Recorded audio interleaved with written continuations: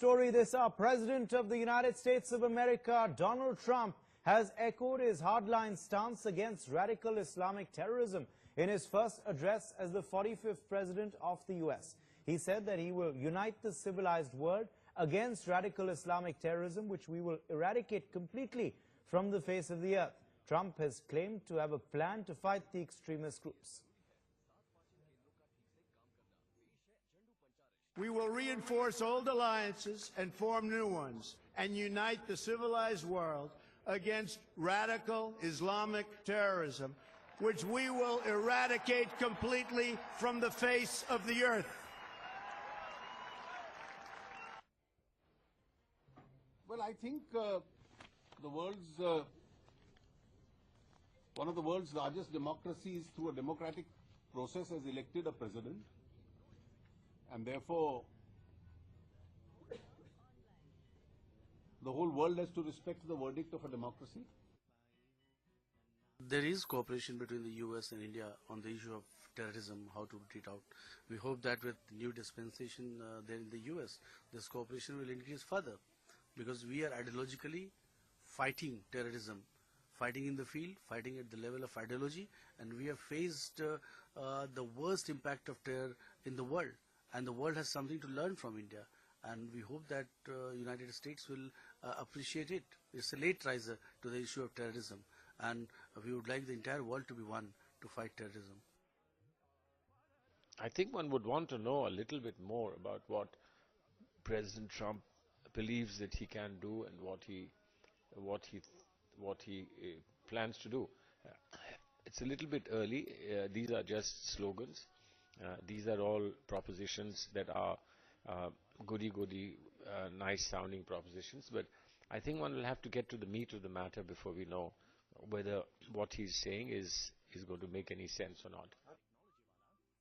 But if there is a fight against terrorism, and this fight does not distinguish between good terrorists and bad terrorists, this is something which should be good for India on the whole, and hopefully we'll have a part to play, a very important part to play in eliminating the scourge of terrorism, not only in India but outside the country also.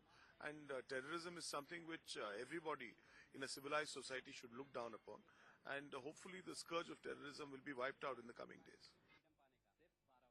He's spoken about wiping out radical Islam from the face of the earth, which is easier said than done. Just by saying this, it doesn't happen. So we have to see what steps he takes in the days ahead.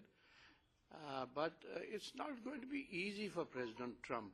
You know, he's in a bit of a fix. America has never been so divided as it is today.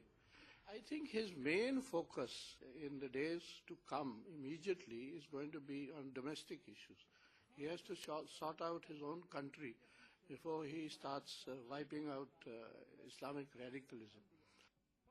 Open this up. Joining us this evening is Pramit Pal Chaudhary, Foreign Affairs Editor of the Hindustan Times. He's live with us from Delhi. Also with us is V.K. Grover, former MEA Secretary, also joining us live from Delhi. We hope to be joined very shortly by Sarah Watson, Associate Fellow with the Vadhwani Chair at CISIS from Mumbai as well. But first to you, Pramit Pal Chaudhary, what do you make, sir, of the opening remarks of the new United States of America President Donald Trump, clearly spelling out that countering terror, and particularly radical Islamic terror, will be one of the key priorities of his new administration?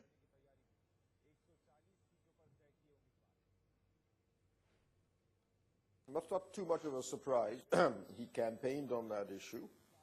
He attacked Obama. And you'll notice by using the term radical Islam, it was a deliberate action because it was a term that Barack Obama had deliberately refused to use to describe terrorism, that he didn't see it as an aspect of a certain religion. And while Trump, however, has made it very clear that radical Islam is something that he is prepared to say in public. And the people he's chosen, whether it's Mattis or Michael Flynn, his national security, Pentagon and his national security advisor, both of them have made it very clear that radical Islam or militant Islam is something that they see as the primary threat to the United States domestically and at home. The issue, however, is what radical Islam will he prioritize first? And he's made it very clear that the Islamic State is number one.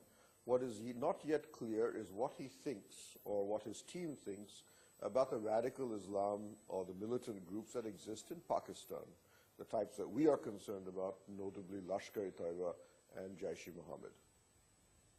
Absolutely. VK Grover, how should we read these statements, sir? As far as the Indian administration is concerned, we're looking very closely at the transition, which is now complete, of course, from Barack Obama to Donald Trump. But how should India be looking at these statements, given the fact that we also have been talking about countering terror, particularly that emanating from Pakistan? How should his statements be read by us, sir?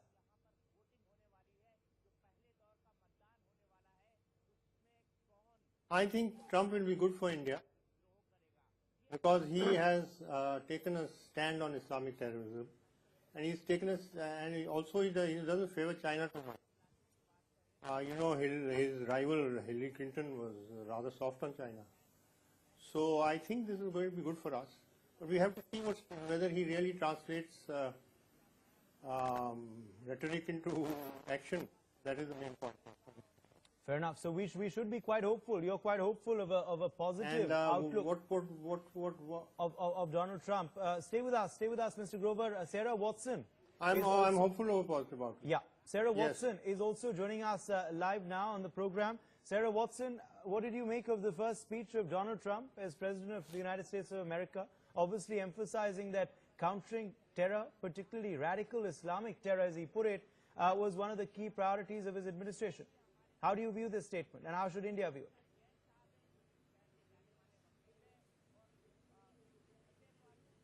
That was a really interesting statement. It's not particularly surprising, given his rhetoric during the campaign, and also given the people that he has around him. His national security advisor, Lieutenant General Michael Flynn, is well known to be almost fixated on ISIS and the importance of eradicating ISIS. I think from the perspective of India, what will be very interesting is to see what kind of allies he looks for in this fight. And he may ask India to join the fight, and that may be a big test early on for the U.S.-India relationship. Right. Pramit Pal Chaudhary, are you also quite hopeful of a positive relationship with Donald Trump as well? Like VK Grover was pointing out, you know, the fact that he's already talked about eradicating radical Islamic terror, even if he hasn't mentioned Pakistan just yet, and also his approach towards China, which of course hasn't been taken very well in China, obviously. But how, you know, are you hopeful as well of a positive Indo-US relationship only getting better with Donald Trump, or should we be cautious? Should we wait and watch?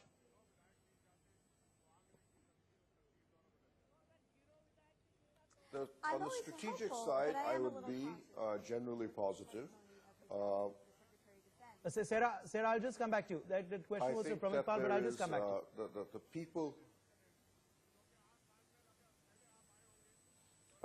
The people that he's brought on his team on the foreign policy side, and some of the pieces that they have written that are in the public domain, and at least one or two of them that I know have been cleared by Trump himself or the Trump team, are very clear that they see Pakistan's safe haven policy on terrorism as a negative thing, even if it's not directly aimed at the United States. And on China, they're a very, very strong view that China has had a free ride on the international system under Obama. That if you saw what Rex Tillerson, his Secretary of State, statement before the Congress, where he said that the South China Sea occupation by China would be unacceptable, and the pieces by people like Alexander Gray and Peter Navarro on the trade and on the remilitarization of the Western Pacific, all aimed at China, would all indicate that there's going to be a much stronger confrontationalist approach to China, which broadly is a positive for India. Having just said that, however, I will say that on the economic side, there will probably be friction between the United States and India. not on the scale that I see the friction between the U.S. and China, but we should expect some regression in terms of immigration policy. We're already seeing H-1B visas under attack. And we may see a tougher U.S. trade posture to us on things like intellectual property rights and market access. Okay, VK Grover, you've been quite bullish at the start of the program and said in no uncertain words that it will be a much healthier relationship between India and United States of America under Donald Trump's presidency. Why really do you feel that? Is it particularly because he's going to tackle radical Islamic terror in Pakistan? Is an anti-Pak statement equal to a pro-India statement?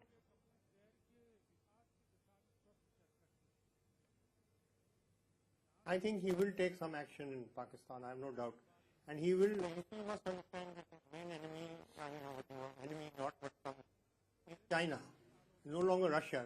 Russia, Soviet Union was broken up. So he's got to take care of China. How does he do that? He does that by supporting India.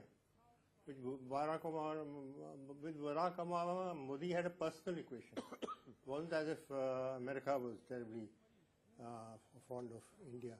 I remember there was an Undersecretary of State who came here, who was leading India against the main man in the State Department. And I asked him a question. I said, why didn't you push us in the NSG? And you allowed China. Why didn't you push China hard enough? He said, we can't, because every single part in the United States is made by China. So I think they'll have to get over that before they... Yeah, that's a very interesting point. Something before they take any action. Yeah, that's a very interesting and point. Don't forget, China and Pakistan are together. True. China and Pakistan are together. So obviously, and he's already talking about Make in America, etc., which of course may not be very optimistic for our economic watchdogs and our business interests. But yes, of course, diplomatically and politically, that will, of course, help us in our relations with America. Sarah Watson, come in there on how India should view these statements against radical Islamic terror, given that he hasn't quite named Pakistan, but the intention is quite clear. And as Pramit Pal Chaudhary was saying, his team has been authoring these articles, and of course, he does subscribe to those views. So they have been quite critical of the safe havens that Pakistan has given to terror. So do you believe that this anti-Pak statements or anti-Pak view will equal to a pro-India position of Donald Trump's?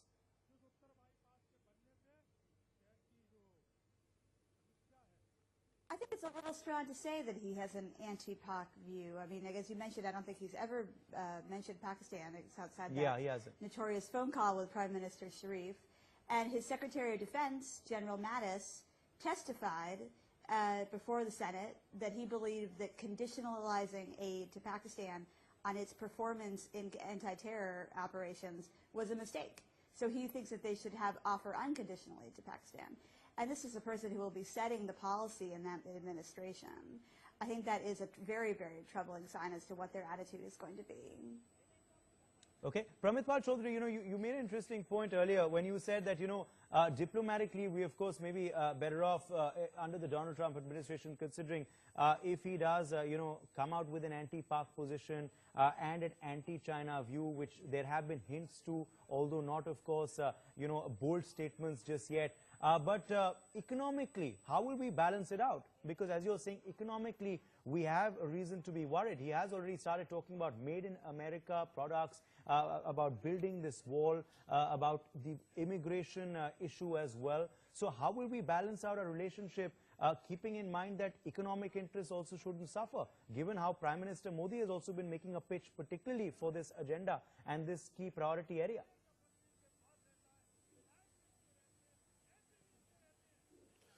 Yes, I think I think that will be one of the areas we're going to have to be careful about. His very clear statements, not just during the campaign, but definitely during the inauguration speech, where he talked about America first and a determination to create jobs for his white working class constituency. That would tend to, and he actually says that protectionism is good. Is a good thing, which is something that no U.S. president has really said, I think, since the 1940s. minor issues and tariffs and so on, as I said, intellectual property rights and so on. And there are a number of festering problems that we had even under Obama on trade. And those I think he will take up on a much stronger note. Having said that, however, just keep in mind, we're not a major trade player in the world. We represent less than 1% of world trade. We're not a major trading partner for the United States. And in fact, trade between India and the United States has actually been declining in the past few years. We do receive a fair amount of investment from America, and that's the real core issue. As long as our trade fights with America do not affect investment from the United States into India, we don't really have much to worry about, because investment is really what you're really most interested in. I think we will have to accept that there are going to be serious curbs on IT services, especially the body shopping variety. Yeah. H-1B will be almost killed under this president, but it has been killed before and has come back. But keep in mind that this type of IT service model that uses H-1B visas is in many ways on its last legs. Okay. If you talk to people in the IT industry, they say automation, the use of L visas is now replacing that in any case, so it's already on its way out. Fair enough. So it will be, of course, a tough balancing act for our government in their policies towards, or rather in their relations with America, of course, given the economic perspective and the economic priority area that Prime Minister Modi has obviously emphasized about as well. But Sarah, coming back to his speech that he gave late last evening India time, he of course said that he will unite the civilized world. He will eradicate radical Islamic terror from the face of planet Earth, and he claimed that he has a plan to fight terror as well. There have been a lot of rhetorical statements during the campaign trail, but now that he's in office, is he going to find that it's easier said than done?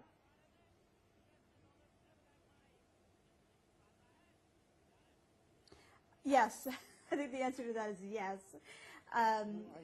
Both of his predecessors have tried to eradicate radical Islamic terror. Even if Obama didn't necessarily call it that, he spent 8 years fighting Islamist terrorists. And he certainly wanted to defeat them, and if it were an easy thing to do, he would have done it. I mean, from the India perspective, you look at George W. Bush, who launched a global war on terror. No one can say that he was soft on terror. And that has turned out to be a boon for Pakistan in the sense that it's gotten billions and billions of dollars of financial transfers from the United States. So I think India has to be very, very careful about how it can turn this campaign to its advantage. I don't think it's necessarily a bad thing, but I think it will require some work on India's part to make sure this doesn't end up in being another financial windfall for Pakistan. Yeah, true. Mr. Grover, you wanted to come in there.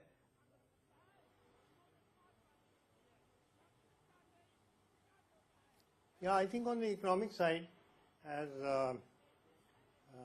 Chaudhary said, I think we need to be a little cautious, but on the other hand, India remains a very big market, and we are the best emerging market in the world. And we have Modi is going along and liberalizing more and more, so I think there will be an attraction here. Of course, the question of HB1 visas is going to be a problem, but that's not the only thing the country wants. I mean, the country has to be.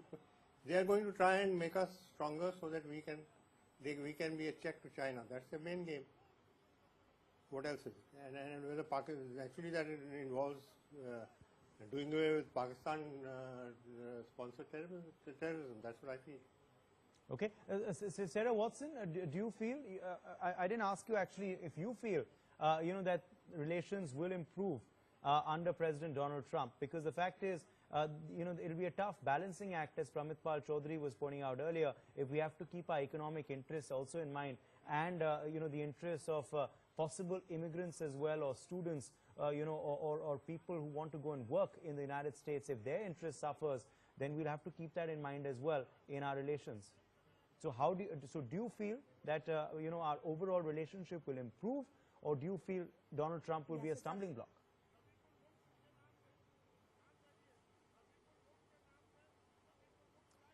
I I think there's going to be a lot of opportunities. Whenever there's change, there's opportunity. And I think that India will have to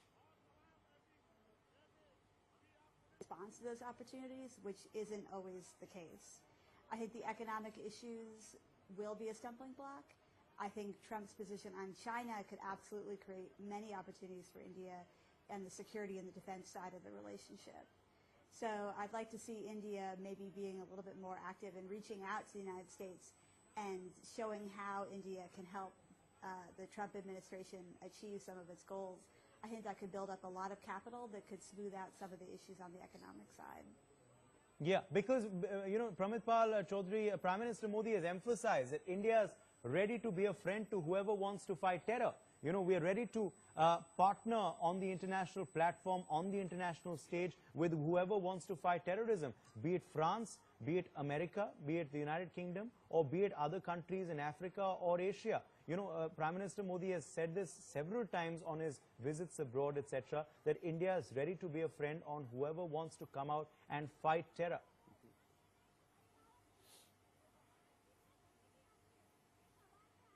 Yeah, I'll just add that actually Trump did talk about Pakistan once during his campaign. And there's an interview that he gives right at the very beginning of his presidential campaign. And he describes Pakistan in one word. He calls it the most dangerous country in the world. And actually says we need a relationship with India to handle Pakistan. Yeah. While, yes, a number of people have talked about his statement with Nawaz Sharif, but it's interesting to look at the statement that the press release on his comments with the president of Kazakhstan, which I think were done actually on the same day that he talked with Nawaz Sharif. He uses exactly the same language when he talks to the president of Pakistan. You're a terrific guy, you're a terrific person, the Kazakhs are terrific people, etc. And what's striking when you read it, you realize he doesn't actually know, or probably has no idea what Kazakhstan is, and he doesn't really care. He just says this whenever he talks to anybody for the first time. And he doesn't really have any substance to say. He just says wonderful things. But having said this, we will see about where on the terrorism front he'll go. But I think what is pretty clear, if we're going by the statements of his staff and some of the transition team, his constituency, the white working class that put him into power, sees Islamic terror as a direct threat to their country, much more so than perhaps the supporters of the Democratic Party. And they will measure him by the degree with which he fights this cause. And I see, and anyway, the Islamic State, at least in its present form, is on its last legs, and I think that he will probably declare that as a victory at some point or another. But keep in mind the other thing he's going to do. It's very clear that he wants an enormous surge in oil and gas and potentially even coal production in the United States. He's kept talking about this giant fossil fuel boom that he's going to push through in America. And he's chosen the former president of ExxonMobil. He's brought in a bunch of people from Texas, like Rick Perry, to be his energy secretary. I mean, the Texans control the entire energy policy of the government. And this is going to be very interesting because he, in effect, is going to drive the price of oil and gas globally into the ground. And this is going to cause enormous problems for countries like Saudi Arabia and other countries that sponsor very conservative and extremely supportive of versions of militant Islam. Mr. Grover, coming back to the issue of terror, and you of course felt that he does clearly refer to Pakistan, even if he hasn't mentioned them when he speaks about wiping radical Islamic terror from the face of planet Earth. Do you believe he has a plan? Do you believe, Mr. Grover, that President Donald Trump has a plan to fight terror, or is this just a rhetorical statement? Because at the end of the day, now that he's in office, he will have to keep in mind the previous, what his predecessors also did, and the criticism that George Bush, till date gets for his invasion of Iraq and the war in Afghanistan. I think he's first going to go after the so-called caliphate business. The ISI or the ISIS? What is it called? ISIS. And ISIS. Yeah, well, I think we'd that's the hope he'd first go one. after the ISI as well, but I think you're referring to ISIS. Yeah. There he's asked India to join now. India doesn't join. ISIS, referring to IS. Yeah, yeah. And I think he'll go after them first. That's his first priority. But it's not going to be easy. But on the other hand, he's asked India to join now. Do we join or not? I don't think we can. We had difficulties before. So then what happens? Then are we really jointly fighting terror? And but I think he will tackle Pakistan at some point or the other. Okay. I have no doubt about it. Okay. Sarah, He has to, after all, that is, everyone describes that as the center of terror. Yeah, yeah. No, fair, Center of terror. valid point. Pakistan. Valid point, The Mr. whole Grover. world considers it a center of terror. Yeah, valid point, Mr. Grover. Sarah, were his speeches, his rhetorical speeches on national security, on putting America first, on countering terror, also one of the reasons why he came into office in the first place? You know, because he was bold, he made these grandstanding speeches which obviously appealed to the electorate. So that played one part of a role as well in his, in his getting to office in the first place.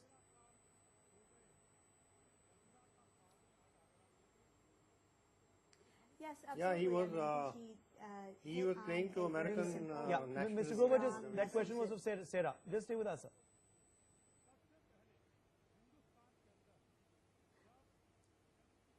Sarah, go ahead. Sorry, he hit on a very strong, simple message that really struck a chord with a significant minority of the American population. They actually, fewer people voted for him than for Hillary Clinton, 3 million fewer people. But he clearly was able to identify the issues that were important to them, and he just hit those notes over and over again. And it's right, Islamic terrorism, I think, is very important to that group of voters. However, I would be willing to bet that 99.9% of them have not heard of any of the Pakistan-based terror groups. And so when they say Islamic terror, they're thinking about Al-Qaeda and ISIS. And they won't be quite so invested in figuring out whether their president is going after Pakistan-based terror. So there is a little bit of a caveat there, I think, for India's interests. Yeah, that's an interesting point. Pramit Chaudhary, should we keep that in mind? You know, that when he says Islamic terror, of course, he will be referring to ISIS, and, the electorate that Sarah was just referring to as well will obviously want him to counter, the likes of Al-Qaeda and ISIS rather than the, the JEM and the elites of the world.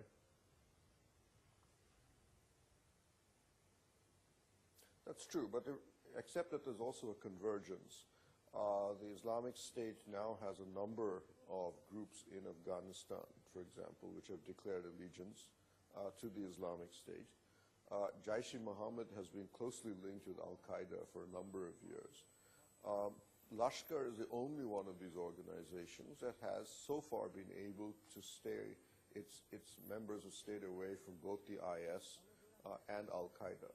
But Jaish definitely has been close to Al-Qaeda for quite a while. And in Afghanistan, we have a large number of groups which have declared at least allegiance to the Islamic State, and ones which India would consider hostile to themselves and India's interests in Afghanistan. So we already know that there are a number of areas where we could see a common position. The game for us will be to try to ensure that the old Pakistan line, which they often sell to America, and America keeps falling for, which is that we can be your ally in fighting the Islamic State, doesn't get traction in Washington. And we'll see how that works out, but I'll just say that we've had our foreign secretary has met the Trump transition team in December. Our ambassador has met Trump personally. Our NSA has met Michael Flynn, and we've had a number of other interactions before with Mr. Tillerson and General Mattis. And broadly, when you've talked to the top end of the Indian system, they're very positive. They're saying we've got very good feedback from our meetings with them. Well, we're out of time on that note, so it's a wait and watch. Will it be a better India relationship with the United States of America under President Donald Trump? Well, that's something time will tell. But of course, our panel is hopeful, but saying that we need to wait and watch. It will be a tough balancing act. Watch this space for more. On that note, we're going to take a quick break. Pramit Pal Chaudhary, VK Grover and Sarah Watson, thank you all for joining us this evening on NewsX.